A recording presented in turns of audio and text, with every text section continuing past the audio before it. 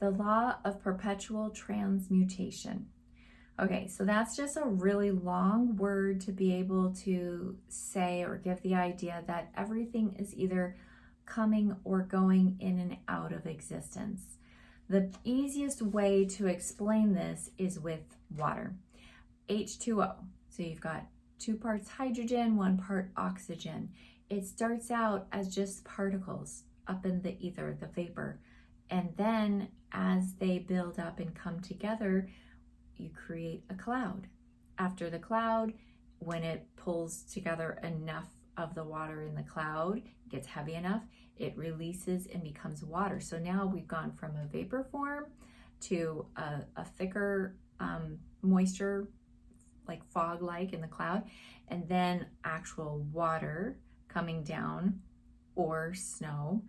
And then when that water reaches a certain temperature below 0, it freezes, which now it's a solid. It becomes ice, a solid, tangible thing. Liquid is movable. And then when it gets to a certain temperature above freezing, it begins to thaw and becomes water again. And then if you add some heat or time, it dissipates into the air, creating vapor again. So can you see how that comes in? It's the same H2O, whether it's ice, water, or vapor, it's all H2O, but it has different forms. So that's the law of perpetual transmutation. How does this apply to our thought work?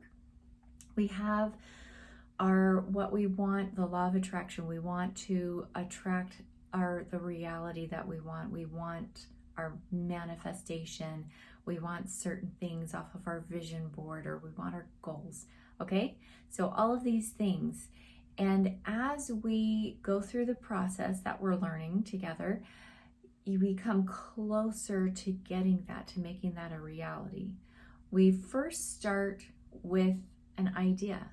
Before it was an idea, many people believe that ideas are still up there in the ether. If I think of an idea and then I let it go, somebody else might pick it up and think of it. Big Magic, I believe, Elizabeth something, is a book where she talks about ideas as they're tangible things. It's very interesting. So the concept, though, is that before it was your idea, it still existed somewhere. And then you have the idea, you create the idea. Once you have the idea, you add the emotion, you add the critical thinking, you create it in your mind, in your imagination first, and you go through all the thoughts, and then maybe you put it on your vision board, and then you add an affirmation, or you get the feeling and you think about it and you dream about it becoming a reality, and you take the action steps towards making it a reality. Well, what happens if you have a bad day and the negative self-talk gets to you and you're just thinking, what am I thinking anyway? I can't do this. And you kind of hang it up. You're now further away from it coming into fruition, a regular tangible thing, or a manifestation within yourself, whether depending on what you're going after.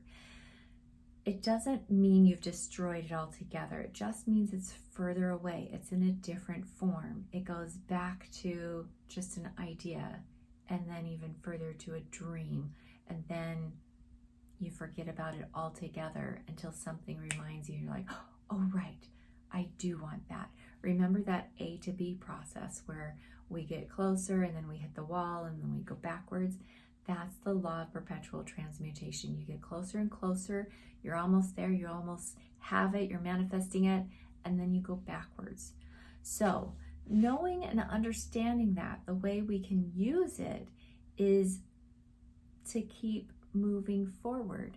Knowing that when we fall back a little bit, it's okay, because you're going to get back on track and think about what you want, place the thought, put in the emotion, and get closer to creating. It's a vibrational thing. What you want has one vibration, you have another vibration. as you think about it and create ideas and action steps, you come closer to its vibration until you meet, and then you achieve your goal. You manifest your reality. All right, that's the law of perpetual transmutation. Think about how that applies to you, and have you ever had an experience with it? If so, let me know in the comments. We'd like to hear about it.